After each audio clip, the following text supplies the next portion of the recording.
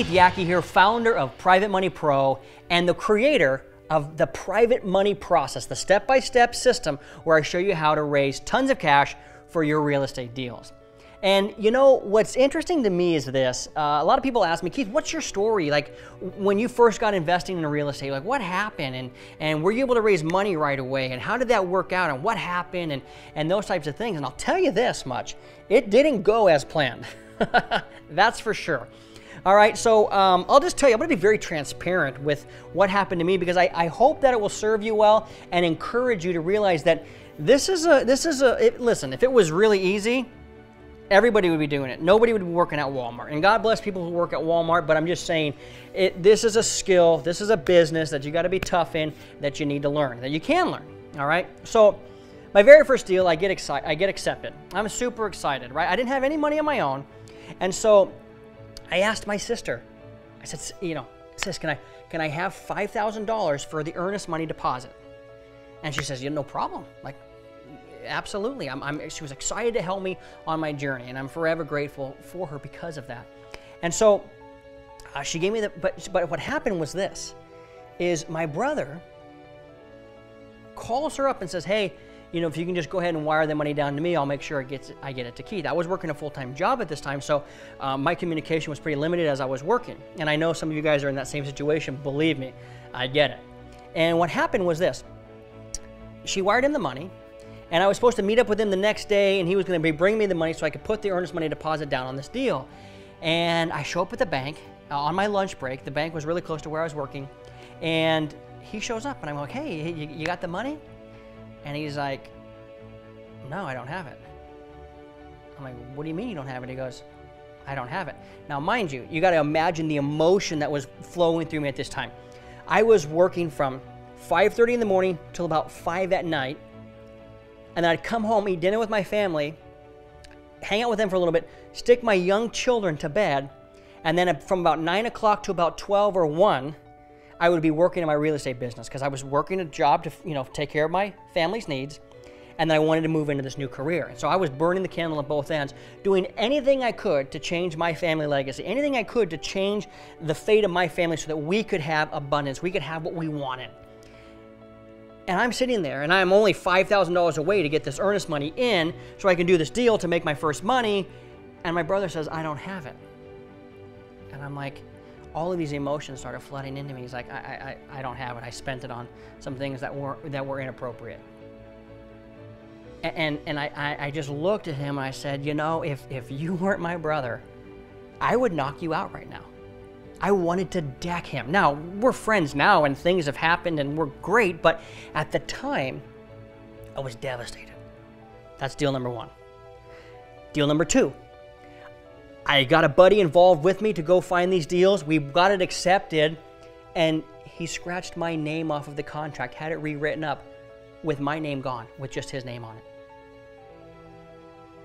I was like, I can't believe it. People would do that. I would never do that to somebody, but people did it. They did it to me. That was deal number two. Deal number three. I get it accepted. I'm super excited about it. I put the earnest money deposit down. At this point, I didn't know I could get it back and whatever and all that, but I put the earnest money deposit down.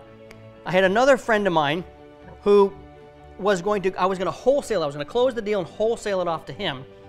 And 1 week before the deal closes, he wasn't able to fulfill the loan. He had to move away, so he couldn't buy the house or something to that. I don't remember the exact details, but he couldn't close. Those are his three. Those are my first three deals. Brother squandered the money. Partner scratched my name off of the contract. Guy and buyer couldn't end up getting the deal. So I lost my earnest money deposit. Now, luckily I grew up playing football, and I know there's 4 downs in life, right? First and goal, second and goal, third and goal, we didn't make it, but guess what? It was 4th and goal. And it was a tough time.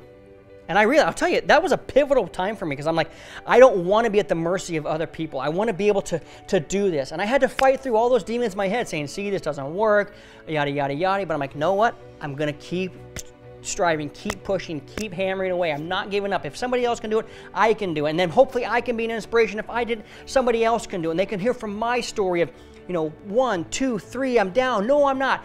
And it's interestingly enough, this is what happened.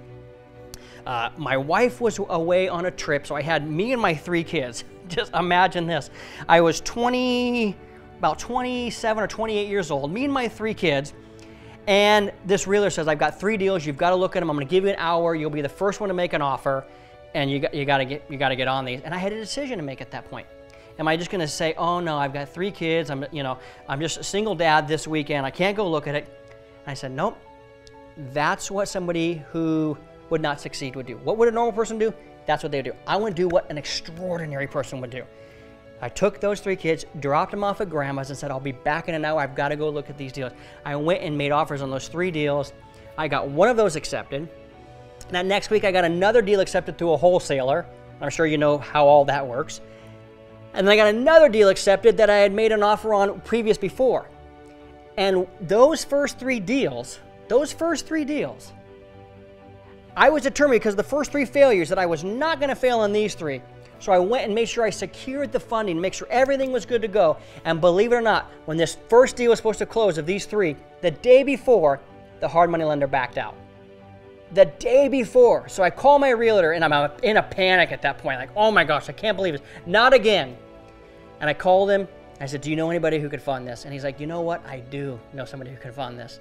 And what happened was he turned me on to a private money lender at that point. We had it funded the next days. I ended up funding these 3 deals, and then 3 months later made about $90,000 in profit on those 3 deals. It was those 3 deals that catapulted me into my real estate investing career that allowed me to go from no money to raising over $45 million in private money in the next 7 years.